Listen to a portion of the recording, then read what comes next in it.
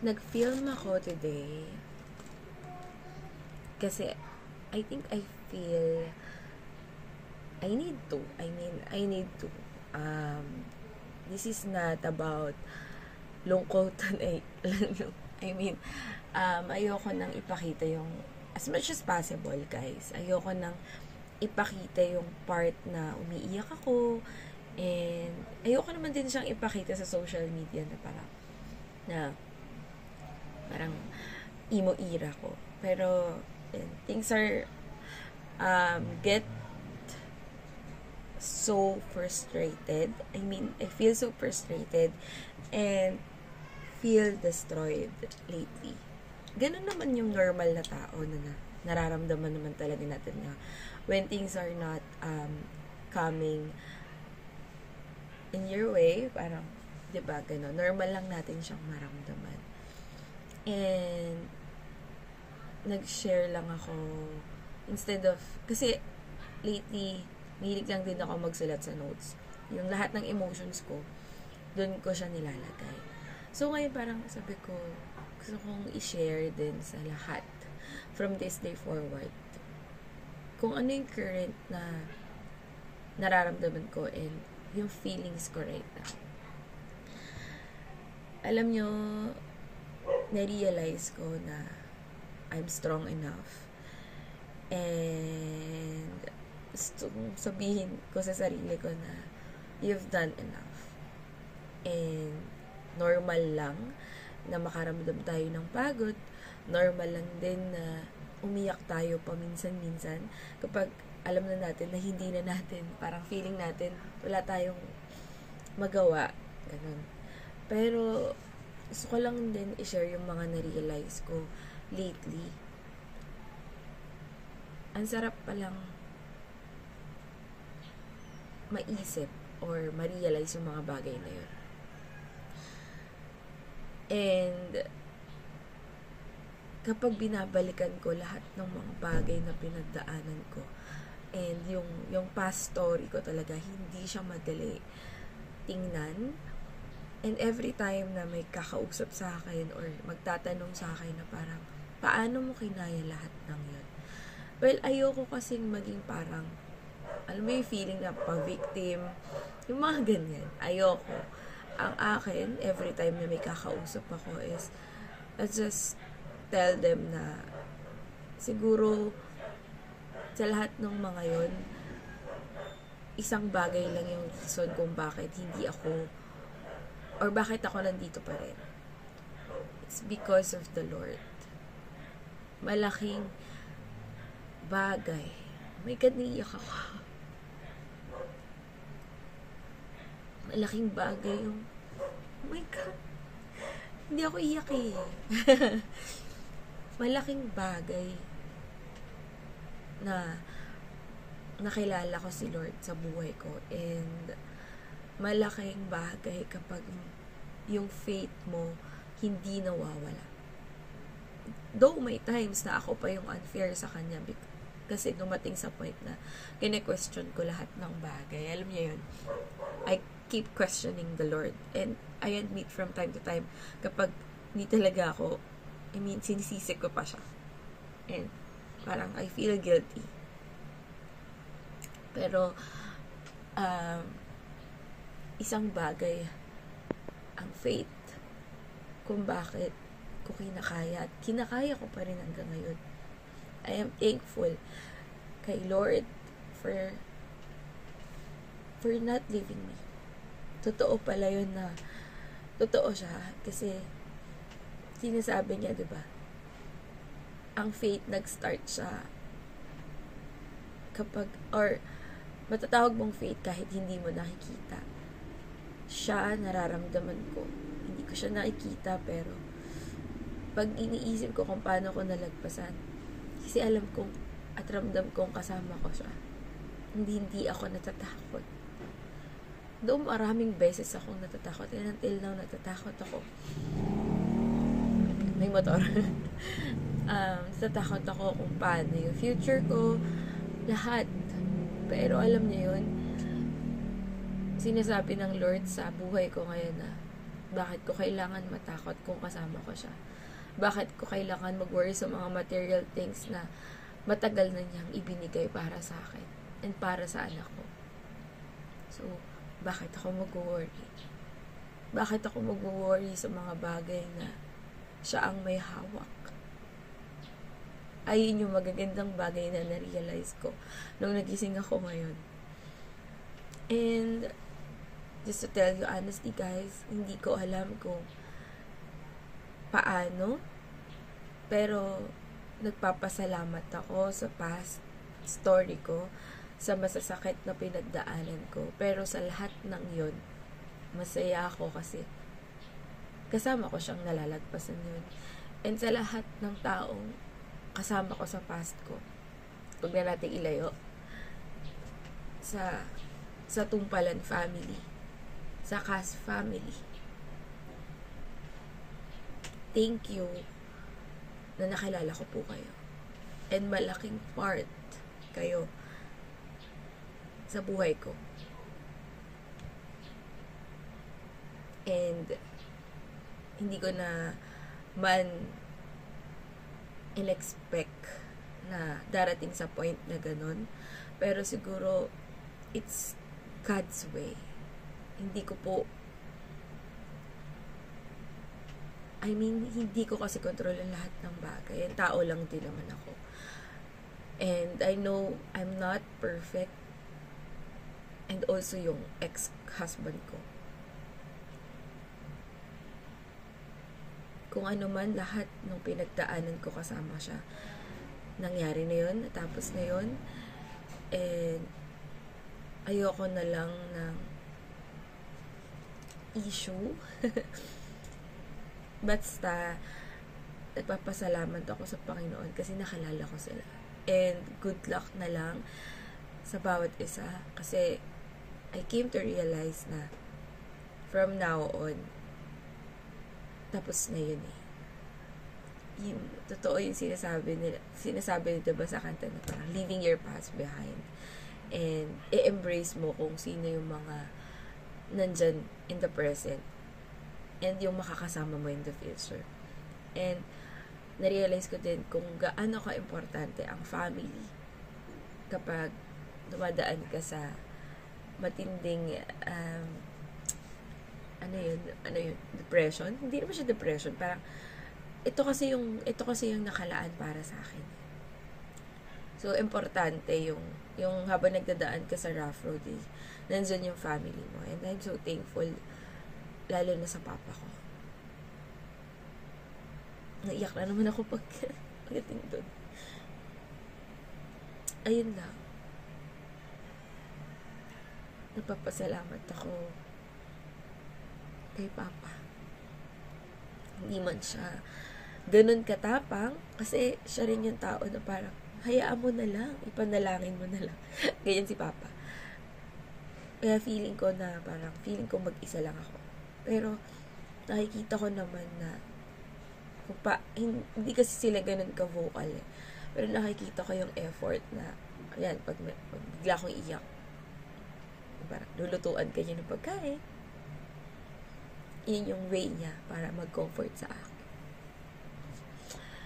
And also, oh my God, ba't ba ako nag-video na ganito? Hindi, masaya lang talaga yung puso ko ngayon na na-realize ko kasi kung nagising ako ngayon na parang gusto kong tanggalin yung bigat para maka-move forward ako. Kailangan ko nasa acceptance stage na ako eh. Na akala ko kasi last year okay na ako, akala ko ganun, so yun yung mga pinagdaanan ko. Pero gusto ko lang sabihin na nagpapasalamat ako sa lahat ng struggles na pinagdaanan ko, kasi kung kailan ako mahina, doon niya ako pinapalakas. Wala kang dadaanan kundi sa Kanya lang, kundi si Lord lang yung takbuhan sa lahat ng bagay. And when you start choosing yourself, when you start realizing things na kahit anong pilit mong sa isang bagay, kung hindi talaga yun ay para sa'yo, hindi talaga siya magiging sa'yo. And dun sa mga past ko, isang bagay yung pinaka masaya ko, yun ang dumating si AC sa buhay ko. Yung anak ko. And ang magmamatter sa akin ngayon is siya lang. And I'm really thankful also to all the my friends. Ilan lang yan sila. And dun sa battle or struggles, dun sa mga taong nandyan lang, tahimik, and lagi nag-check sa akin. I'm so blessed with you. And ang mabibigay ko lang din naman is yung time ko as much as I can. Ang daming ginagamit ni Lord na instrument sa buhay ko para malagpasan yung mga bagay na dapat kong lagpasan. And I'm so thankful talaga sa mga taong yun and sa mga kung bakit ako may trabaho ulit. Talagang, alam mo yun, it's because of Him. Kasi nakatadhana siyang mangyari sa buhay ko. And isa pang mga na-realize ko ay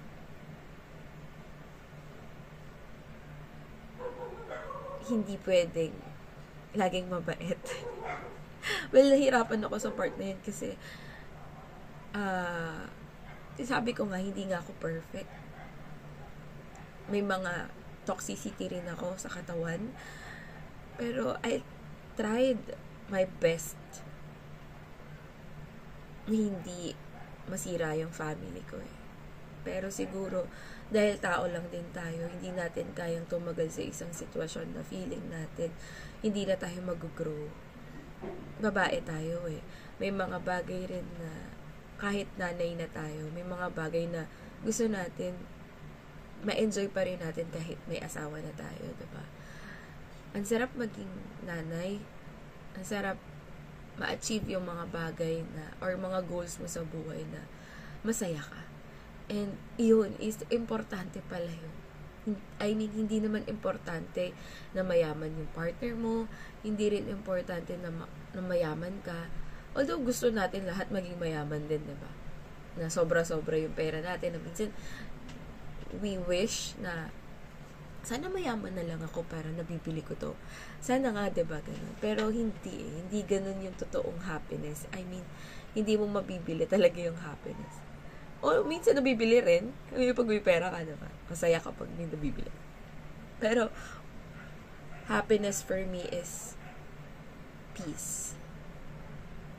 Yun yung pinaka-expensive na bagay na pwede nating makuha sa buhay natin. Is kapag payapa yung isip mo sa gabi, payapa lahat ng mga bagay. Kasi, yun yung bagay na importante sa akin. At yun yung bagay na paulit-ulit kong gustong makuha sa buhay ko. Yung kalmadong buhay, yung simpleng buhay. Kasi, alam nyo guys, just to tell you honestly, hindi ako mapaghangad na babae. Siguro, dun sa past relationship ko, kapag sinasabi ko lang na sana ganito ka, it doesn't mean na parang pinipressure ko yung tao. And sana hindi ko siya na-pressure at some point. Siguro kasi, gusto ko lang na maging maayos yung treatment for every day. And yung character traits kasi namomold siya. And isa pa yun, yung partner mo, hindi mo talaga siya mababago. Kahit anong pilit mo, hindi ikaw ang magbabago sa kanya. Kasi kung hindi ka magde-decide para sa ikabubuti ng lahat, hindi mangyayari yan eh. Hindi kayo magme-meet halfway. Kaya importante talaga yung values or character traits ng isang partner sa pag-aasawa. So, ayun lang. Hindi ko, just to tell you honestly, I don't wanna blame or drop the name of my ex. Hindi ko siya sinisisi. And tapos na po ako dun sa part na blaming era or blaming phase. Kasi actually, as much as possible, ayoko na pong i-blame ang mga katauhan. Kasi I'm moving forward. That's why I make this video. And yung puso ko, nakikita naman ni Lord kung ano yung intention ko sa ngayon. Ang gusto ko lang is mag-move forward. Puro move forward lang. And naniniwala ako na may purpose kung bakit nangyayari yung masasakit na bagay sa buhay ko at bakit siya nangyari sa akin. And of course, I'm so excited sa mga gagawin pa ng Diyos. I know hindi magiging madali. I know ngayon okay ako, bukas umiiyak na naman ako. Pero it's part of the process. And I will trust the process. And ngayon, anong ine-expect ko? Siguro, yung magagandang bagay. Ayoko nang i-look forward yung masasakit. Pero, naniniwala naman ako na sa dami kong pagdadaanan pa, alam ko naman na hindi niya ako papabayaan. And yun din yung gusto kong ma-realize nyo na tao lang tayo. And important na kung sino yung lalapitan natin at kung sino yung mga taong dapat natin kasama habang dinadaanan natin yun.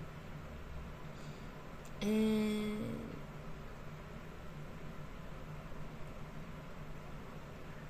of course, meron akong dead end. And kasi iniisip ko kung ano pa yung pwede kong i-share na hindi malungkot eh. Siguro ang ginagawa ko ngayon is i-try na hindi i-negative kasi yun yung effect din sa akin. May times na nagiging negative ako, parang wala naman, ganito rin naman yan. So, may ganun ako. I-try ko na maging positive sa buhay para maging positive yung outlook ko. Lalo na sa hindi madaling i-balance yung magtatrabaho ka tapos mag-aalaga ka ng anak mo. And mabigay mo na yung bagay na yun. And, ayun, sa bagay na nagsustento naman po yung ex-husband ko. Although, ayoko naman sa akin manggaling, pero, I confirm some things lang sa kanya. So, ayoko naman, diba, mangialam sa current situation niya ngayon. Basta, importante, co-parenting kami. And, as much as possible, we try na maging healthy or i-communicate ng maayos sa bata or kay AC yan. Pero I'm so happy for him sa new journey niya and sa new kung ano man yung new niya. Gusto ko lang naman na magpasalamat sa'yo na about sa responsibility and looking forward na fair yung treatment pa rin natin kay AC. And hayaan mo kaming dalawang magkasama kasi anak ko yun eh. And binigay siya sa akin ng Lord. Nakatadhana na to na maging single mom ako. And pag single mom, kasama mo yung anak mo. And siya lang yung nagpapasaya sa buhay ko right now. Siya yung malaking part kung bakit ako nabubuhay ngayon. Kaya, hayaan niyo siya sa akin. Na maging masaya kami.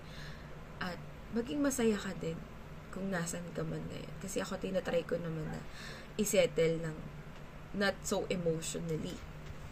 Kasi adult na tayo and we should use our brains, cells, para makomprehend ang lahat ng bagay. Kasi yun naman talaga yung dapat natin gawin na sa parent, diba? Alam ko naman na hindi tayo talaga perfect, pero we try our best para ibigay yung lahat at iparamdam lahat yun sa mga anak natin, diba? Ayun lang naman eh. So, ingat ka doon. Ingat ka at congrats sa bago. Yun lang. Ayoko magsalita. And then, ayun. Ako kasi tinatry ko na i-welcome lahat ng magagandang bagay sa buhay ko at hindi ko na sila i-push away. Kasi for the past 15 years, half of my life, wala akong ginawa kundi isipin kung ano yung masasaya lang. And kung may mga nasaktan ako, I'm really sorry po. Pero I think wala naman ako gustong saktan. At ganun din ako, ayoko na rin masaktan. Though di may iwasan. Just respect each other's side. Kasi ako, yun po yung binigay ko eh. I remain silent.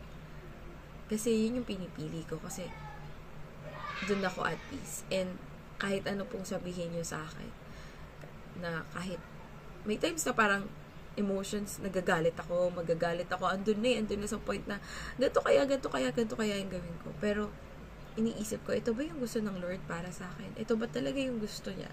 Ano ba talagang gusto ko? Ang gusto ko lang naman manahimik sa buhay and maging masaya. So, bakit pa ako mag-spend ng energy doon sa mga bagay na alam ko na hindi naman gusto ni Lord, na gusto lang ni Lord, pabayaan mo na yun, anak, ako nang bahala sa'yo. Ganun ko na lang tingnan yun eh. Kasi mas tahimik, mas masaya kung mas focus ka na lang sa kung ano yung bagay na gusto pang gawin ni Lord sa'yo. Kasi it's not too late. So, yun yung na-realize ko na. I'm 32 right now and it's not too late. Feeling ko, mag-uumpisa pa lang. Hindi ko alam. May mga bagay na pinag-aaralan ko pa lang mag-isa. Pero, I'm really excited. And ngayon, babawi ako sa sarili ko. Babawi ako sa mga bagay na naging hard ako. And total, masaya naman na yung ex ko. So, it's about time to receive all the good things and deserve natin. We should receive, hindi lang ako, kundi lahat tayo. Yung lahat ng deserve natin, makuha natin. Maging masaya, maging at peace, blessings, kung ano man yan, deserve natin yan. Kasi binigay ng Panginoon yan. Binigay sa'yo ni Lord yan. Ibibigay at ibibigay sa atin yan. And when it comes to my love life, siguro naman, deserve ko rin naman ng isang tao.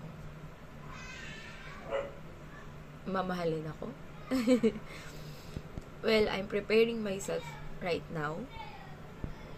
Tinatry kong hindi maging negative para if dumating ka man, or kung nandyan ka na, tinatry ko na maging better para sa'yo. Kasi sa past ko, alam ko naman na may mga pagkukulang ako. Pero na-realize ko na baka nga hindi ako enough for him. Or hindi lang talaga kami nag-match. Yun kasi yun eh. Importante yung parehas kayo ng goal, parehas kayo ng... Kaya naniniwala ko na kahit gano'n man kayo katagal or kumbaga minahal yun naman talaga at first. Talaga na-attract kayo sa isa. Pero along the way, makikita nyo kasi kung siya pa ba or kung siya talaga. So, ganun lang yung nangyari. So, sa relationship kasi ganun lang yung gusto ko rin i-share. So, parang wala yan sa tagal, guys. Wala yan sa tagal. Nandun yan kung parehas kayo ng vibes, parehas kayo ng value, parehas kayo ng goal. Dapat lagi kayong parehas, lagi kayong sabay ng timing and pacing. And parehas kayo ng mga ninanais sa buhay. Kasi pag ganun, I think mag-work out talaga yung relationship. Kaya importante talaga na makilala mo talaga ng lubusan yung partner mo. Para alam mo kung paano mag-adjust, alam mo na, ay, ito pala yung mga dapat ko i-work out. Ganun. Kaya, ngayon pa lang gusto ko i-work out yun. Kasi nga, diba, hindi naman talaga tayo perfect, pero as much as possible, gusto ko rin maging enough dun sa tao kasi ayoko maging talagang toxic sa kanya. And of course, pinagpipray ko na yung tao na yun, mahalin ako. Kasi kahit naman dun sa past story ko, alam ko hindi yun magiging madali for him. Pero sisiguraduhin ko na kapag kasama niya ako, walang araw na hindi ko ipaparamdam yung pagmamahal. At tinatry ko na hindi i-project sa kanya yung masasakit na nangyari sa akin. Pinagpipray ko na yung tao na yun is sana siya na. And sana kasi ang nakikita ko ngayon isang taong may takot din sa Diyos. Hindi po mataas yung standard ko when it comes to guy. Kasi laging sinasabi sa akin, when I try ko rin namang kumilala, makipagkaibigan. Or minsan may nirereto sa akin. Pero pag nakikita ko kasi yung values ng tao, nakikita ko na mababaw pa siya. Or ay parang hindi ito yung nakikita ko na makakasama ko. So far, pag may pinapakalala sa akin, hindi ko talaga sila ina-entertain as much as possible kasi ayoko ring ma-attach. 'Di ba? Huwag tayong magpapasok sa buhay natin ng hindi tayo sigurado. Gusto ko kasi ngayon yung sigurado. I mean, I'm 32. Hindi na ako sa pabebe days. So, I want something pure. I want something so sure. Though, yun nga, importante yung timing. Kasi, hindi din naman ako nag-force anything right now. Pero, 'di ba? Kung ibibigay naman ni Lord at kung mararamdaman naman at importante, tanggap ako at ang anak ko. Kasi full package tayo dito eh. Pero, I try my best I mean, wala akong masyadong i-offer because kasal nga ako, diba? And I pray dyan pa sa isang bagay na yan na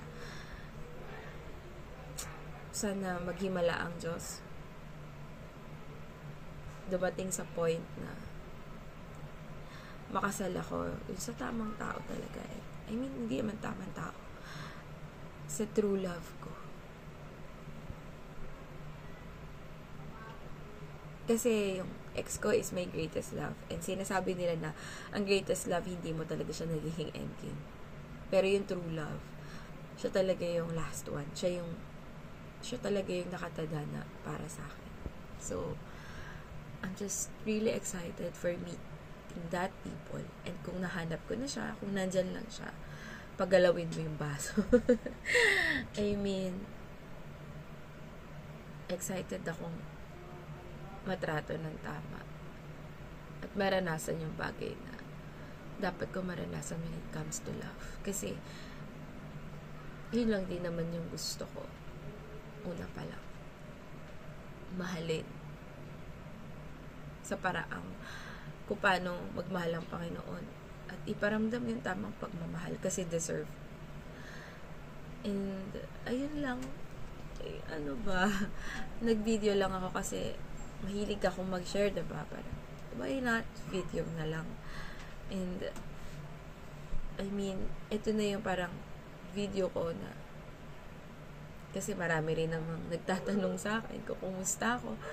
Well, I'm so good right now.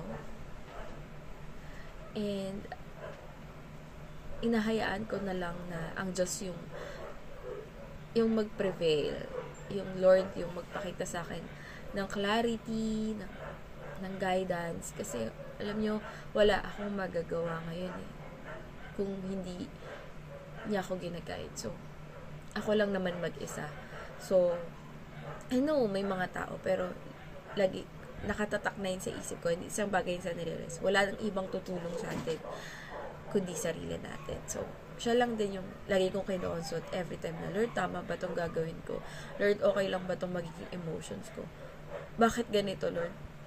Alam nyo, at the end of the day, lagi siyang may sinasabi sa akin. I mean, hindi sinasabi literally Baka isipin nyo, kausap nyo ba to si Lord? hindi ganun.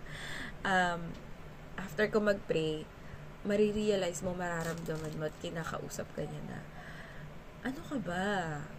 Huwag kang ano. Ganyan. Chill ka lang. Andito ako. So, ayun lang. Basta excited ako. And thank you so much. And I hope this video will not be an issue sa mga taong hindi maiintindihan. Kung makitid yung utak mo at close-minded ka, i-next mo na lang tong video. Hindi naman din to vlog. Pero, yun lang. Attach base na I try my best na maging happy kami na AC and lahat ng basta alam niyo yung feeling na excited ka at excited ka ma-receive and ayoko na ng hate as much as possible. Ayoko nang mag-hate, ayoko na rin masaktan. Kasi sino bang gustong masaktan, guys, diba? At gusto ko lang ng simpleng buhay. Tahimik na buhay ngayon. And please respect me. And tatry ko na rin na lumayo sa bagay or mga tao na hindi dapat mag-aksayahan ng energy. Matuto tayong i-accept yung mga bagay na hindi na kailanman magiging maayos. So, maging better tayo, or yung i-mold natin yung attitude natin. Matuto tayong, isa pa yun. Matuto tayong umamin ng pagkakamali. Matuto tayong mag-sorry. Matuto tayong magpasalamat. Matuto tayong magpakatao. Tsaka, maging totoo lang tayo sa lahat ng bagay. I think magiging madali kung umpisa natin sa sarili natin na maging totoo lang. Huwag tayong gagamit ng mga tao para lang makuha natin yung mga gusto natin. Kasi bakit yun eh? Hindi tama yung behavior doon. Well, ayun lang. Bakit ko siya sinasabi? Yun lang. Basta, thank you po sa inyo, sa mga totoong kaibigan ko. And, isa po kayong blessing. Sa mga taong feeling nyo, mag-isa kayo, normal lang yan. Normal lang pagdaanan yan, umiyak. At gawin nyo lang lahat ng bagay na magpapa-okay sa inyo kasi your feelings are valid. And as long as okay at dun kayo magiging peace, support ko kayo dyan. Wala tayong hindi malalagpasan. Lagi lang tayong mag-pray and itiwala sa Kanya lahat ng mga worries natin ng life. Siguro sana mawala tayo din sa surviving era. Sana mas magtiwala tayo sa Kanya na magsa-survive tayo. Diba? Positive. Ganon. Thank you so much po, and I hope this video, pag wala na magtanong sa akin kung kumusta ako. So, tama na. Thank you so much po, and yun lang. Magmaganda na tayo. Magpapaganda tayo, okay? Isang bagay yun sa hindi ko aalisan sa akin. Maging maganda tayo everyday. Of course, be beautiful inside and out. Bye, guys.